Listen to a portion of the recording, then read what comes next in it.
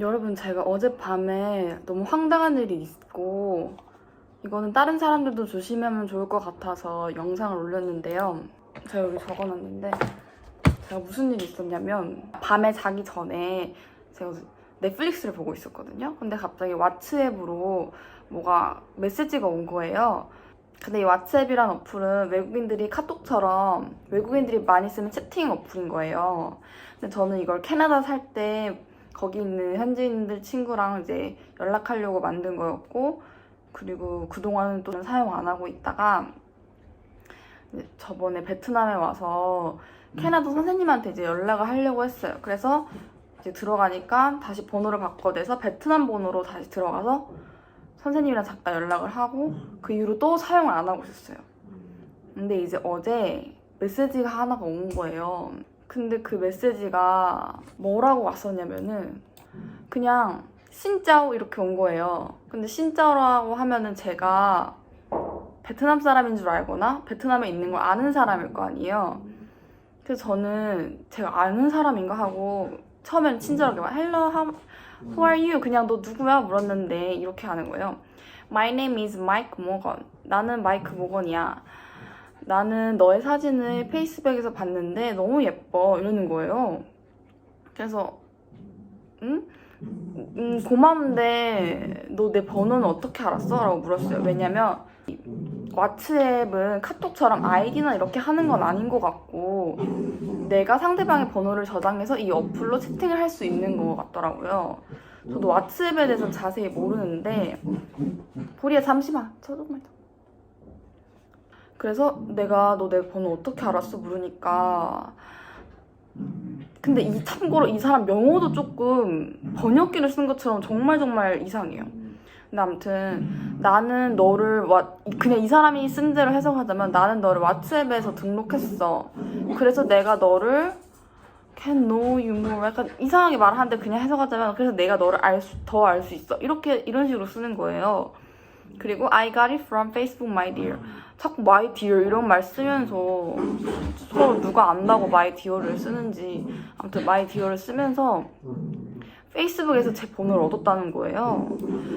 그래서 너무 놀라서 어떡해? 왜냐면 내 페이스북에는 어떠한 정보나 휴대폰 번호나 아이디가 없어 말했거든요. My dear, when you was creating 여기서부터 이제 번역기를 썼다는 게 너무 잘 티가 났는 게 My dear, when you was creating your Facebook application, I hope you use your number to create your Facebook because your number was visible. You didn't look up your number. It was visible. 약간 했던 말도 반복하고 그리고 이제 그냥 말이 안 맞는 거예요. 그런 식으로 하면서 갑자기 That's why I got your number. 이렇게 하더니 Okay, go and check out your number. You will see and understand that your number is visible. I can't lie to you, my dear. 이러는 거예요.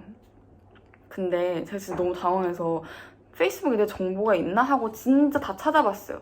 근데 정말 전 비공개로 했고 이제 다른 사람이 제 정보를 아무것도 볼 수가 없는 상태인 거예요. 그리고 참고로 제 페이스북은 한국 번호로 만들어져 있고 그 만든 번호는 비공개가 돼 있고 그리고 이 왓츠앱은 제 베트남 번호예요. 그래서 페이스북에서 어떠한 정보를 찾을 수도 없는 거고 제가 올린 게시물에는 제 번호는 아무것도 없어요. 왜냐면 제가 한 고3에서 20살 넘어갈 때쯤에 제가 어떤 친구라고 해야 되나? 어떤 친구가 제 사진이나 프사 같은 거를 다 캡처해서 가지고 있는 거예요. 너무 소름이 돋아가지고 그 이후로 제 페이스북에 제 사진 절대 안 올리고 그냥 프로필 사진 외에는 올리지 않고 그리고 모든 정보를 다 비공개로 해놨거든요, 웬만하면. 그래서 제 정보가 있을 리가 없어요. 아무튼 너무 수상해서 제가 물어봤어요. 너 그래서 내 번호를 페이스북에서 찾았다. 자기가 직접 한 말에서 제 번호를 어디서 찾았다는 건지 정확히 말도 안 해주는 거예요. 근데 만약 진짜 그 사기가 아닐 수도 있으니까. 근데 미안한데 너 괜찮다면은 너가 말한 페이스북에서 스크린샷해서 좀 보여줄래? 왜냐면 난 내 번호를 보호하고 싶은데 내가 찾을 수가 없어. 그냥 이렇게 했어요. 그리고 나서 한 몇 분 후에 얘가 이걸 읽었어요. 그래서 나는 얘가 읽고 답장이 없길래 제 그 페이스북 들어가서 찾고 있는 줄 알았거든요. 스크린샷 해주려고. 근데 이제 이후로 잠잠해지는 거예요. 이상해서 얘 사진도 가봤는데 사진도 도용한 것 같더라고요. 사진도 남의 사진 그냥 뭐 베트남에서 찍은 외국인 사진을 도용한 것 같고 이 번호도 국번이 플러스 234예요. 이거는 검색해보니까 나이지리아라고 나오더라고요. 그리고 번호도 나이지리아였고 특히 영어도 너무 허술하고 번역기를 너무 썼고 그리고 보통 우리가 모르는 사람한테 연락을 보내게 되면은 약간 관등 성명 같은 걸 하잖아요. 적어도 이름은 말하고 왜 연락했는지 왜 메시지를 보냈는지 정도는 말을 하잖아요. 근데 그런 것도 없었고 근데 제가 이때까지만 해도 이게 로맨스 스캠인지 전혀 몰랐어요. 그래서 저는 그냥 단순히 제가 낯선 사람을 되게 경계하거든요. 좀 창피한 얘기지만 예전에 작년에 사기당한 적이 있어가지고 엄청 낯선 사람을 경계하게 됐어요. 그 이후로. 그러니까 돈을 잃고 얻은 교훈으로 낯선 사람을 되게 경계하고 돈 거래도 함부로 하면 안 된다 뭐 등등 이런 걸 막 그때 알았거든요. 그래서 낯선 사람이 연락하는 거랑 제 정보가 노출되는 거 그런 거에 관해서 제가 진짜 쿨하지 못한 쫄보예요. 이런 거 진짜 조심해야 되잖아요. 제가 근데 이때까지 진짜 단순히 제 정보를 보호하고자 하는 목적으로 제가 막 이 중간에 전화를 했어요. 막 약간 집착처럼 광기 어린 사람처럼 전화를 해가지고 했는데 안 받는 거예요. 근데 나중에 이제 검색을 해보니까 이런 사람들은 절대 전화나 영통을 받지 않는데요. 자기가 들키니까. 그래서 이제 전화를 안 받길래 끊고 또 막 광기 어리듯이 막 헬로? 그냥 헬로 막 이렇게 했는데 또 답이 없어서 약간 그냥 구슬리듯이 그냥 나한테 진실을 말해줘. 나는 그냥 네가 내 번호를 어디서 얻었는지 알고 싶을 뿐이야. 이렇게 말을 했는데 그때 안 읽더라고요. 안 읽으니까 제가 너무 답답한 거예요. 근데 또 이게 뭐기 너무 궁금하기도 하고 사기인가 싶어서 이 답답한 건 제가 못 참거든요. 그래서 또 바로 네이버에 검색을 했죠. 처음엔 구글에 검색을 했는데 보니까 이게 왓츠앱 사기라고 하더라고요. 외국 사례에서는 또 많이 보였던 게 왜냐면 외국에서는 왓츠앱을 많이 쓰니까 친구인 척 하면서 내가 뭐 번호를 잃어버렸어 하던가 내가 뭐 번호를 바꿨는데 너의 그런 왓츠앱 핀 번호 좀 알려줘 이러거나 이런 식으로 사기를 많이 친대요. 그리고 이제 또 네이버에 또 검색을 해봤죠. 한국 분도 사기를 당했나 해가지고 근데 이게 진짜 많이 당하셨더라고요. 왓츠앱뿐만 아니라 인스타그램이나 페이스북 그리고 카톡으로도 사기를 많이 친대요. 낯선 사람 친구 신청은 또 잘 안 받고 메시지도 잘 안 읽어요. 자기가 누군지 안 밝히면은. 그리고 인스타그램은 제가 이런 정보 노출 때문에 너무 무서워서 아예 인스타그램은 시작을 안 했어요. SNS를. 인스타그램이 없는데 그리고 카톡으로도 이런 수법이 많대요. 이제 아침에 일어났더니 또 와 있는 거예요. 그래서 또 같은 말 해요. On your Facebook. I can't lie to you, my dear. 이런 식으로 얘기를 하는 거예요. 근데 이 사람이 왜 자꾸 my dear를 쓰냐? 보니까 로맨스 스캠이란 게 SNS나 메신저로 접근을 해서 썸 타는 척 잘해주면서 외로운 사람의 마음을 홀려서 나중에는 금전적 요구를 하는 거래요. 뭐 제일 흔한 사례가 내가 너한테 택배를 보냈는데 너가 세금을 내야 되니까 이 통장으로 얼마 입금해라. 그래서 이게 로맨스 스캠이란 거고 이 사기꾼과의 연락은 이렇게 끝났고요. 저는 그냥 무시하면서 끝났고요.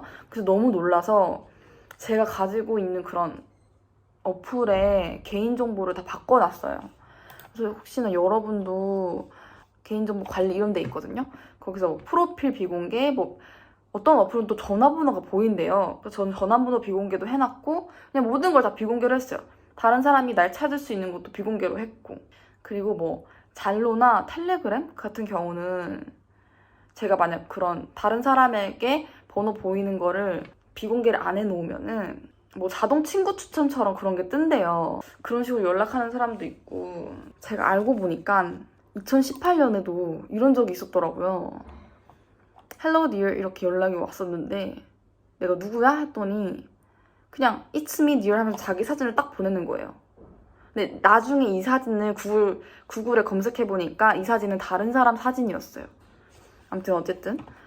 근데 이때가 제가 신입이었을 때여서 뭐 되게 바빴거든요.